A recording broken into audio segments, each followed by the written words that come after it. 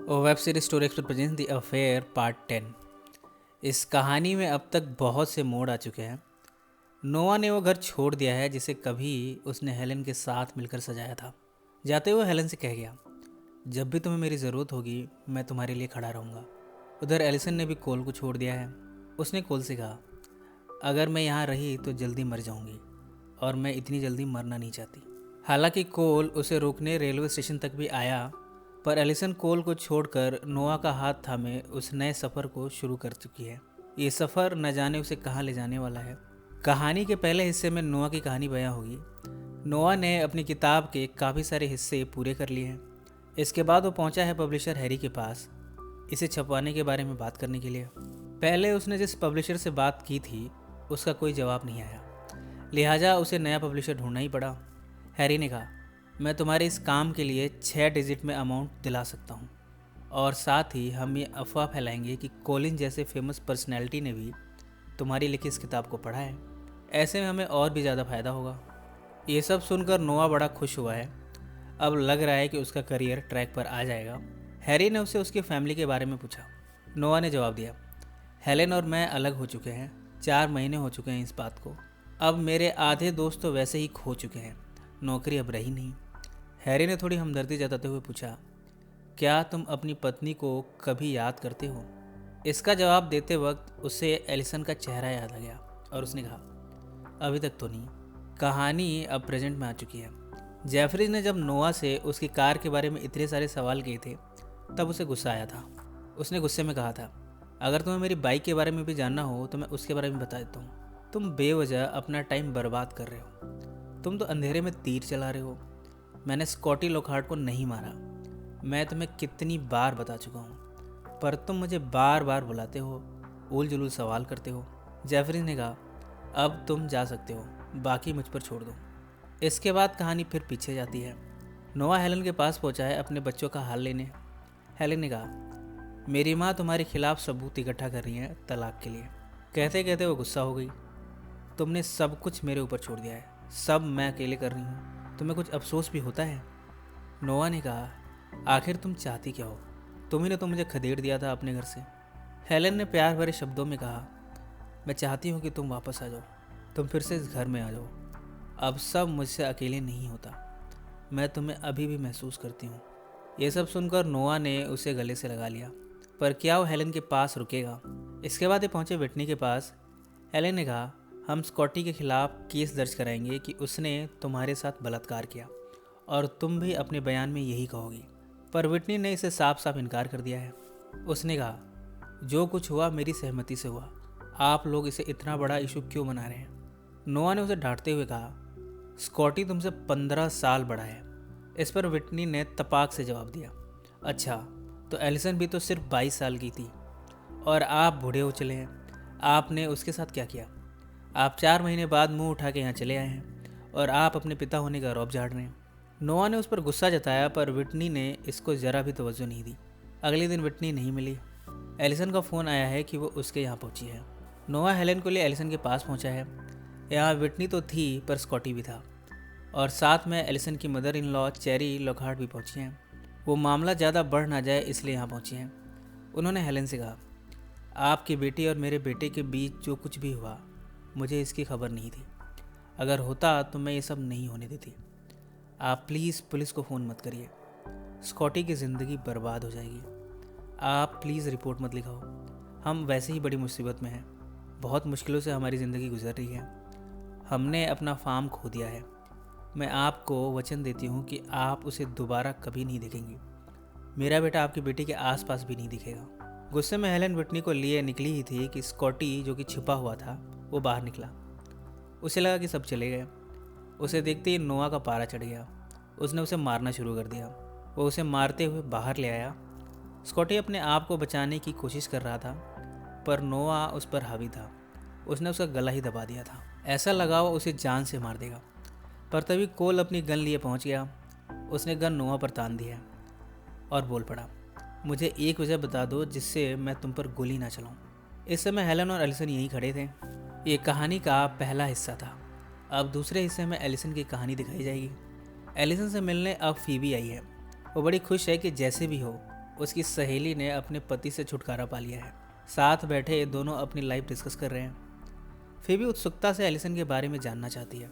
Allison ने भी बताया कि किस तरह उसकी कोल से भी नहीं बनती थी, कैसे वो नोआ से रेस्टोरेंट में मिली, दोनों मिलने लगे, सबको पता चला और फिर वो नोआ के साथ रहने लगी। फिबी ने पूछा, तो अब तुम नोआ के साथ हो? एलिसन ने जवाब दिया, नहीं।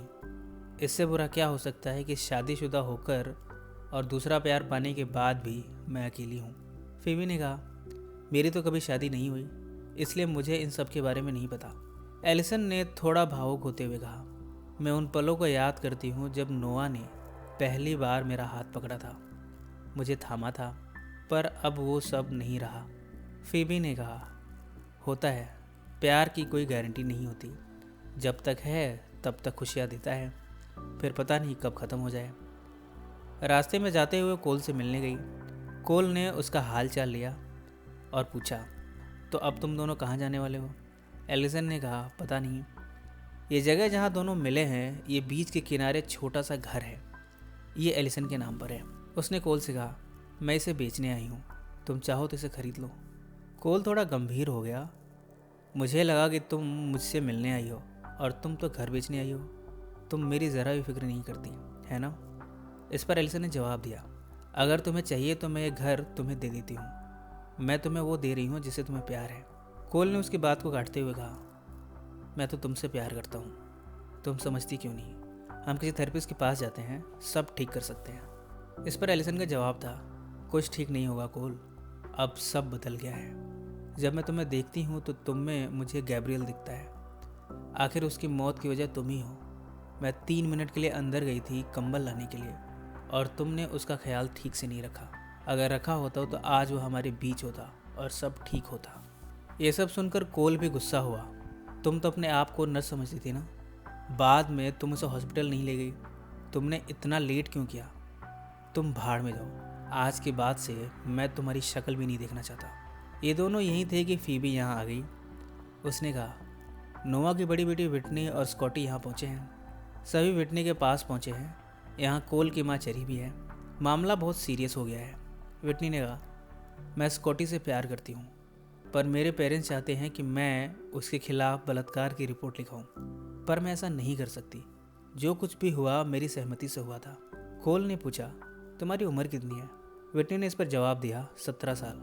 कोल को समझ नहीं आ रहा कि ये मुसीबत अब कैसे टलेगी। विटनी ने बताया, मेरी माँ ने वकीलों को पैसे दे दिए हैं, वो बहुत ही अलग रिपोर्ट बनवाने वाली हैं।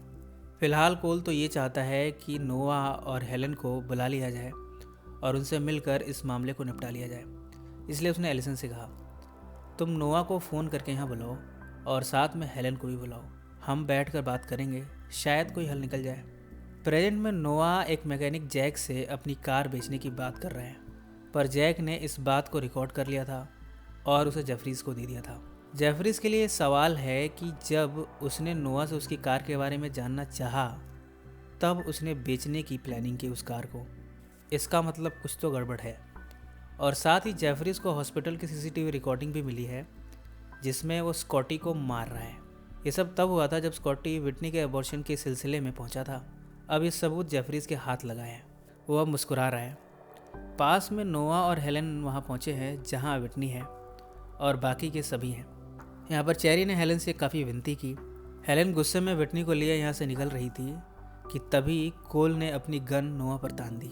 उसने कहा, बुरा लग रहा है जो तुम्हारी बेटी के साथ हुआ, पर तुमने भी तो मेरी पत्नी के साथ कुछ ऐसा ही किया है। यहाँ कोल ने गुस्से में नोआ को काफ़ी सुनाया। उसने कहा, तुम्हारे 4 बच्चे हैं, उसके बाद भी तुम मेरी पत्नी को लेकर भाग गए।